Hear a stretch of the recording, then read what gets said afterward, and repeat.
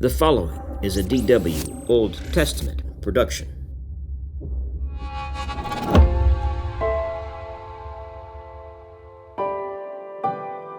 In our last series, we focused on the ancient Near East with extreme detail while providing maps, study guides, and transcripts. In this episode, we'll review the highlights while discussing how these events related to the Hebrews. The founding fathers of ancient Israel settled in Canaan some 1,800 years before the birth of Jesus. Later, the prophet Moses combined these tribes into a nation and set the stage for the conquest of the Promised Land. Compared to the Canaanites, the Hebrews, who first appeared sometime after 2000 BC, were primitive, semi-nomadic herdsmen to whom the settled routine of farming was an entirely new way of life. The established nations of the Near East had seen wandering peoples come out of the surrounding mountains and deserts for centuries. In Abraham's time, there were numerous Semitic tribes migrating from Mesopotamia into Canaan, and the Hebrews numbered only a few among them.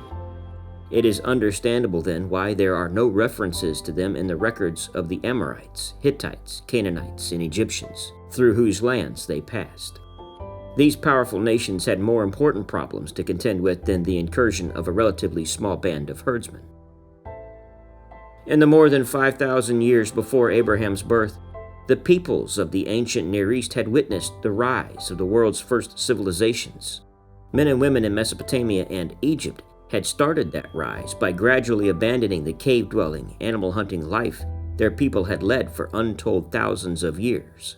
Instead, they now began to live in small towns, to grow crops, and to domesticate animals.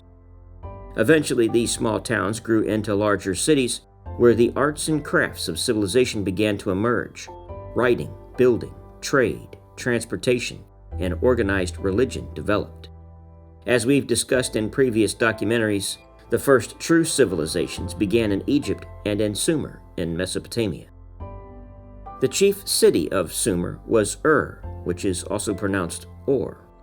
There, men raised a ziggurat to the city's god at about the same time Pharaoh Khufu built the Great Pyramid of Giza. The pattern of civilized life that first developed at Sumer was the basis for the great Mesopotamian civilizations that would succeed it for the next 2,000 years. In the 24th century BC, the first of these successors conquered the original peoples of Sumer. These were the Akkadians, a Semitic people with whom the Sumerians had coexisted for hundreds of years. Their leader was Sargon, who would create the world's first empire. Shortly before the year 2000 BC, the whole Near East entered a dark, turbulent period. All across the Fertile Crescent, waves of people known to us as Amorites invaded and overturned the old centers of power. The Amorites were Semitic tribesmen, semi-nomads, who had been living on the fringes of northwest Mesopotamia and making frequent raids against city-states throughout the area. By the beginning of the second millennium, Amorite kings gained control over most of the north, and within 2 centuries, nearly every important city in Mesopotamia was ruled by Amorites. Throughout these turbulent years, there were great population movements across the Near East, many originating in the early Amorite centers in northern Syria and Mesopotamia. Around this time, Amorite tribesmen poured into Canaan, causing the abandonment of towns across the countryside and destroying major cities like Jericho, Megiddo, and Ai. The chaos gradually declined, and the armed invasions gave way to more peaceful migrations of nomadic clans. Some of these settled in Syria, where they eventually founded a group of powerful city-states headed by Ugarit, Carchemish, Aleppo, and Katna. Others wandered further south into Transjordan, Palestine, and even Egypt. Among those wanderers seeking grazing ground for their flocks were the patriarchs. In later times, ancient Israelite schoolchildren were taught to recite their nation's history, beginning with the words, "A wandering Aramean was my father."